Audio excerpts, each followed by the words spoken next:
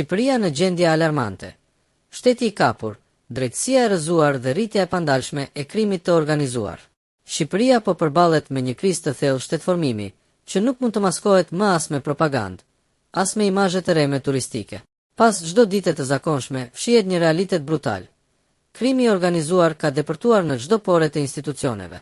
Vrasjet, atentatet dhe ekzekutimet janë bërë kronike zakonshme, ndërsa drejtësia mbetet një mekanizëm i stërkequr që funksionon vetëm kur urdhërohet nga lart. Ky vend, që dikur ëndërronte Evropën, sot është disa dekada dritë larg drejtësisë reale. Një shtet i kapur në çdo nivel. Ajo që shumë analistë kanë paralajmëruar prej vitesh, sot është e pamohueshme. Shqipëria është një shtet i kapur nga interesat kriminale, nga rrjetet klienteliste dhe nga grupet mafioze që kanë hyrë në institucionet publike me një naturalitet të frikshëm.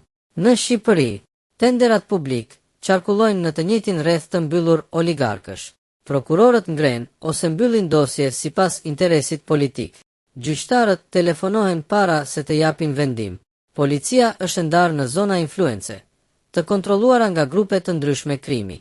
Dhe askush nuk e mohon më. Krimi nuk është më jashtë shtetit. Krimi është bërë partner i shtetit.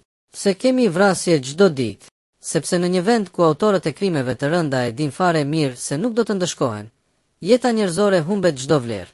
Ekzekutime në rrugë, zhdukje pa gjurmë, plagosje, atentate. Të gjitha bëhen me një qetësi kriminale që tregon vetëm një gjë. Shqipëria është territor pa frikë nga ligji. Në vendet ku shteti funksionon, vrasja është një ngjarje e jashtëzakonshme. Në Shqipëri është statistikë ditore. Institucionet e drejtësisë, të paralizuara, të politizuara dhe të friksuara. Reforma në drejtësi u reklamua si vendi ku drejtësia do të rilinte. Por sot, realiteti është i hidhur. Dosjet e mëdha që prekin pushtetin politik mbeten të ngrira. Grupi i të fortëve gëzon imunitet praktik. Spak godet kryesisht mesatarët, por rrallë prek majën e piramidës. Gjykatat vonojnë vendimet pa asnjë justifikim. Prokuroria mbyll syt kur bëhet fjalë për krimin e organizuar me lidhje politike. Shqipëria nuk ka mungesë ligjesh. Shqipëria ka mungesë vullneti për t'i zbatuar ligjet.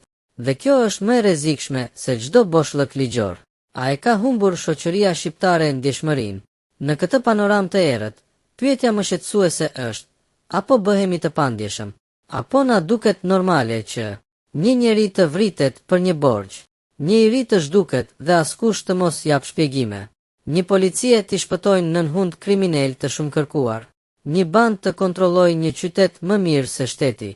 Nëse shoqëria e pranon këtë si normalitet, atëherë Shqipëria është vërtet në rrezik ekzistencial.